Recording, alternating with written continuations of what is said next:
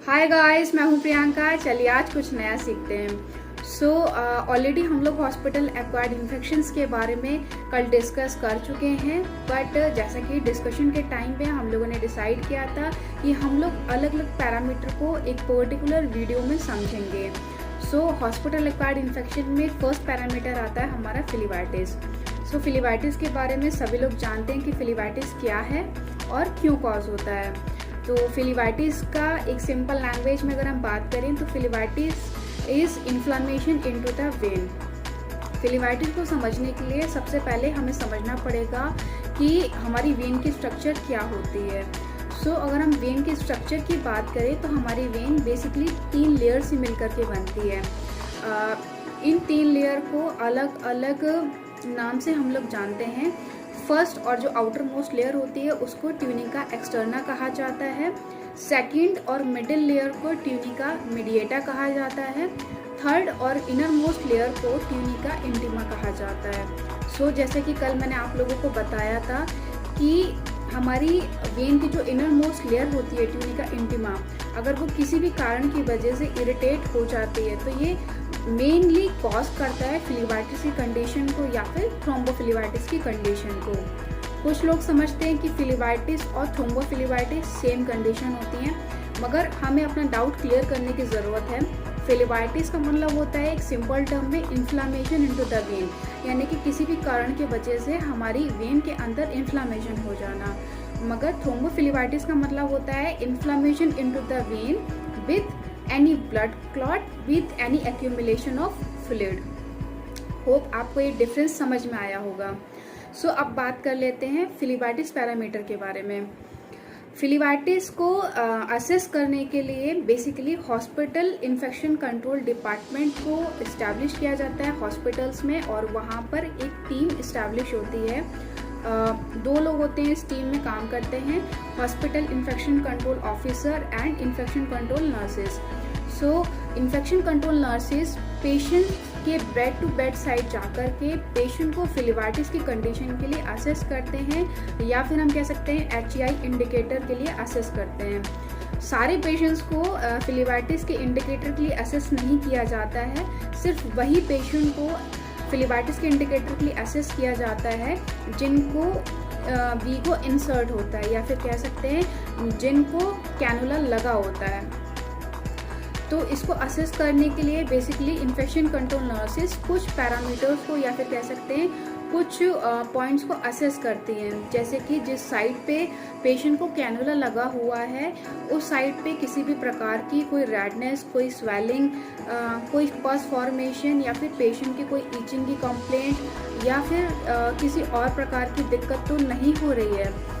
Patient को assess किया जाता है उसकी लिकोसाइट्स काउंट के लिए भी, क्योंकि लिकोसाइट्स काउंट का बड़ा होना इंडिकेट करता है कि पेशेंट की बॉडी में इन्फेक्शन प्रेजेंट है।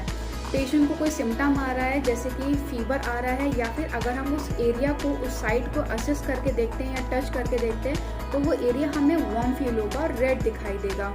तो अगर इस तरीके का कोई सिम्टम हमें पेशेंट में देखने को मिलता है तो इसका मतलब उस पेशेंट को फिलीवाइटिस कॉज हो चुका है। अब बात करते हैं कि फिलीवाइटिस कॉज होने के मेन कारण क्या होते हैं। तो फिलीवाइटिस कॉज होने के मेन कारण होते हैं जब पेशेंट का कैथ चेंज करने के जब इंडिकेशंस हैं तो पेशेंट को time to time cannula change नहीं किया गया। जैसे कि अगर किसी पेशेंट को ब्लड ट्रांसफ्यूज किया गया है तो immediately after blood transfusion cannula को चेंज करना होता है।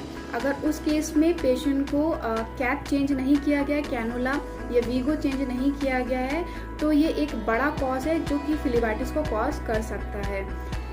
कोई भी ब्लड, कोई भी थिक फ्लूइड जैसे कि इंजेक्शन, आयरन के इंजेक्शंस का इरिगेट करना, मल्टीविटामिन इंजेक्शंस को इरिगेट करना, टोटल पेरेंटल न्यूट्रिशन TPN को अगर इरिगेट किया गया है वेन में तो उसकी वजह से भी कई बार पेशेंट्स में हमें फिलीवाइटिस की कंडीशन देखने को मिलती है।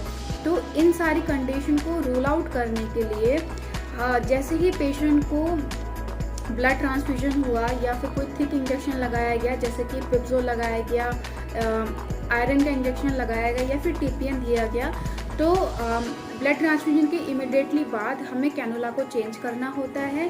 कोई थिक इंजेक्शन लगाने के बाद या टीपीएन देने के बाद हमें उस वीगो को NS से 100 ml NS से इरिगेट करना होता है, ताकि कोई ब्लड क्लॉट उसमें जमा ना रह जाए और वेन अच्छे से फ्लश आउट हो जाए।